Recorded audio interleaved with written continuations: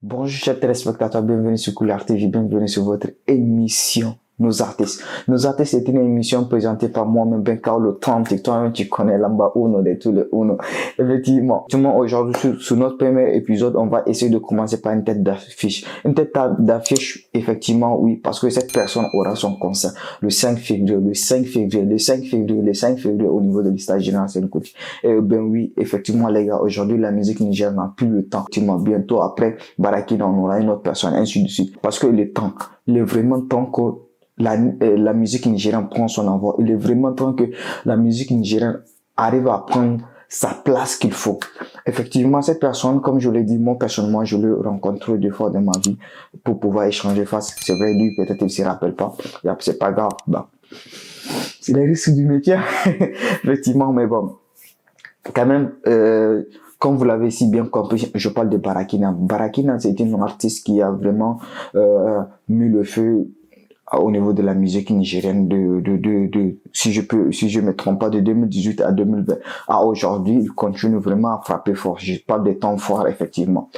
Barakina est une personne qui a modélisé un peu la musique nigérienne, qui a amené une nouvelle sauce. Parce que moi, personnellement, c'est une personne que je respecte. Parce que sans lui, aujourd'hui, on peut pas connaître le trap ça. Sans lui, peut-être, on connaîtra pas des nouvelles artistes comme Elsa, comme elle s'appelle, Hamdi Malan, qui a une plume de malade. Elsa qui kick fort sur les choses. Voilà un peu, franchement, Barakina, pour moi, c'est une tête d'affiche. Qu'on le veut ou pas, c'est vraiment fort, frère. Chapeau à toi.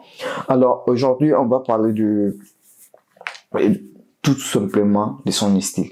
Le style de Barakina. Pourquoi ça marchait, pourquoi il doit le garder et comment il doit faire pour le garder. Prochain épisode, on va essayer de parler de comment il voit la chose lui-même. Et après, on va voir comment apporter notre conseil. Voilà. Tu vois. Et oui, effectivement, Barakina, comme on le disait, Barakina est une personne qui a apporté un plus sur le plan musical au Niger. Personne ne peut le nier. Personne ne peut le nier. Effectivement, Barakina est venu avec le trap house, une musique limpide, une musique dans laquelle presque chacun de nous arrivait à se retrouver. Parce que personnellement, moi, la première fois où je validais Barakina, c'est avec la musique Bakaleda. Parce que pour moi, c'est le premier tube de Barakina. Effectivement, Bakaleda, c'est une chanson qui me touche parce que c'est un thème qui a une identité particulière avec moi en fait, parce que je me rappelle quand j'étais enfant et parce que j'ai passé 2-3 ans vers Tawala. Je me rappelle quand le vieux revient du travail, et il y a les tantes ou bien les grandes sœurs qui allez-y récupérer les Bakalera de Baba.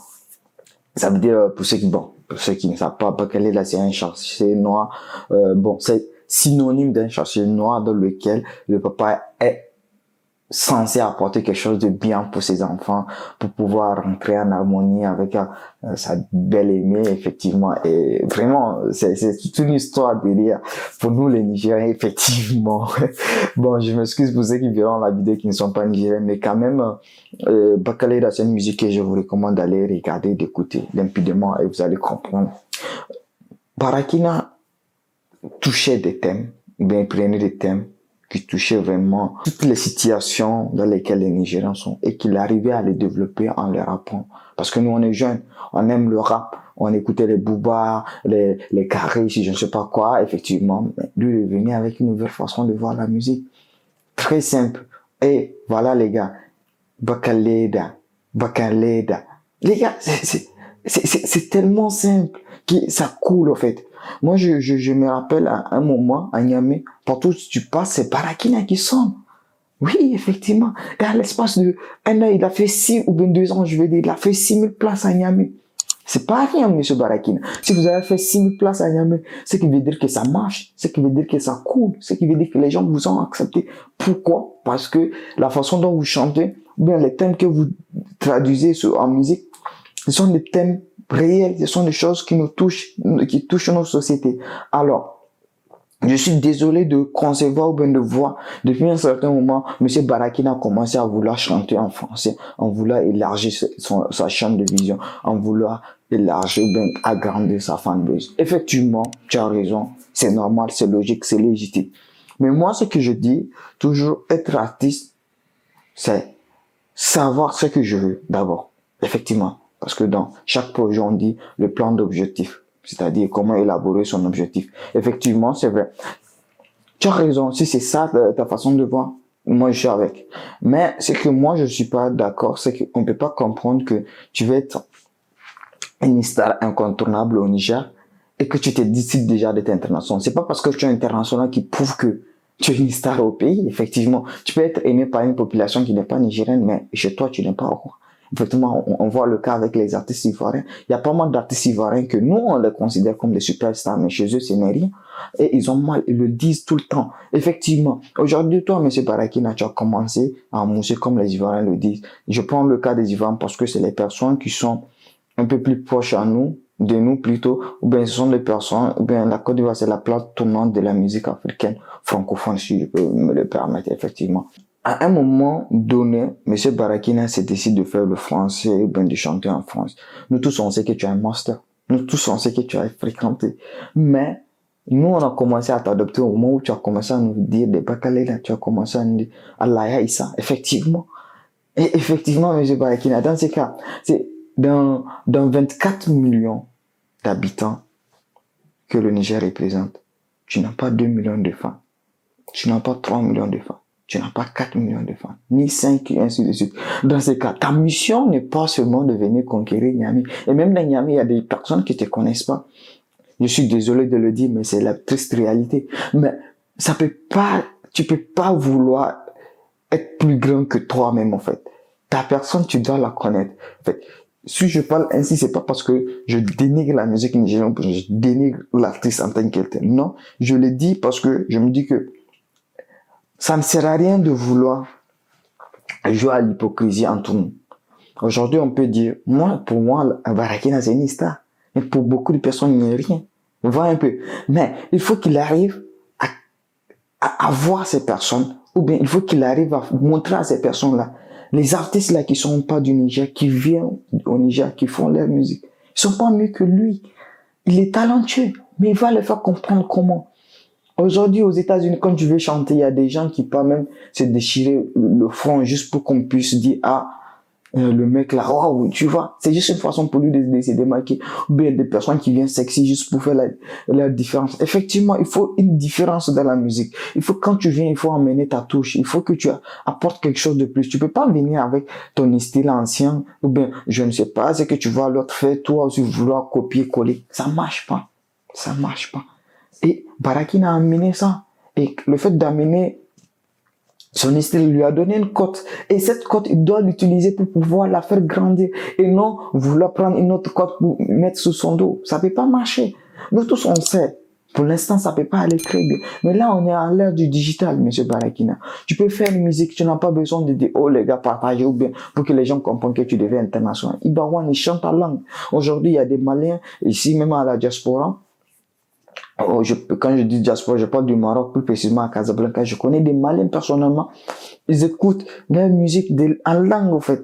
Du matin jusqu'au soir. Ça veut pas dire que les Nigérians aussi ne font pas ça. C'est vrai, on vient pas vous dire, oh, bro, tu es une star, oh, c'est. Non. On écoute la musique. On écoute, c'est nous qui vous donnons les vues plutôt. C'est vrai, vous, les artistes disent que la diaspora ne fait pas de sommets. Mais la diaspora aussi a besoin d'une personne que quand elle va rentrer, on va dire, waouh, c'est lui number uno. Et quand elle va sortir, elle va dire, le number uno de chez moi, c'est telle personne. Tu peux le dénigrer ici, mais quand tu vas rentrer chez moi, tu sais que c'est lui. Mais aujourd'hui, je suis désolé, quand je rentre à Niamey, quand on me dit, il n'y a pas une seule artiste qui va s'élever pour réunir 1 million de personnes. Ça n'existe pas. Ça n'existe pas. Il n'y a même pas un artiste nigérien qui fait du rap ou bien qui est dans le monde moderne qui est certifié sur les réseaux sociaux. Moi, je ne l'ai pas vu. Ouais, c'est mon one à faire, effectivement. Mais, à part lui, qui d'autre? Non, qui dans ces cas, il faut qu'on comprenne que la musique, c'est un métier. La musique a besoin de travail. La musique a besoin de considération. De soi-même, en fait. Vouloir coûte que coûte avancer sans vouloir assurer ses arrières, ça marche pas. C'est comme on le dit en marketing, les 4 principautés du marketing et du commerce aussi. Le prospering, les clients, comment on a les fidèles, les ambassadeurs. Effectivement, ça marche aussi au niveau de la musique, monsieur Barakina. Tu es un master, on n'est pas obligé de venir t'expliquer comment tu dois faire, mais on est là pour faire une autocritique, pour te dire que effectivement, ce que tu fais, c'est pas mauvais. Mais il faut te revoir parce que nous, oui, on veut te voir plus grand. Oui, on veut que demain, quand on parle de Barakina sur les grandes chaînes, on va dire, ah oui, effectivement, aujourd'hui, on est fiers de parler de toi sur Couleur TV. C'est la toute première fois qu'on parle de le nom d'une personne personnellement. C'est la toute première fois. Et c'est un honneur pour nous aujourd'hui, pour que cette diaspora qui est là, on est suivi par pas mal de tous les pays de la diaspora. Mais aujourd'hui, c'est un plus pour nous de parler de toi. C'est un plus pour nous de dire, ouais, Barakina est une artiste nigérienne. Voilà, ainsi de suite. En tout cas, c'est sur ça, on s'est dit, sur l'épisode prochain, sur lequel on va essayer de parler de sa vision. On va essayer de aussi automatiquement parler de comment il doit faire pour pouvoir avancer. Parce que là, on a parlé superficiellement. Dans les prochains épisodes, on va rentrer dans les détails. Dans les détails. Eh ben oui. Merci beaucoup d'être escorté. J'espère que vous avez bien aimé ce qu'on a essayé de partager. N'oubliez pas, dans cette émission, vous êtes les maîtres. C'est à vous de nous dire dans les commentaires comment on doit procéder pour faire ces émissions. Parce que sans vous, on peut pas avancer. Et sans vous, s'il vous plaît, essayez d'assister au concert de Barakina pour le 5.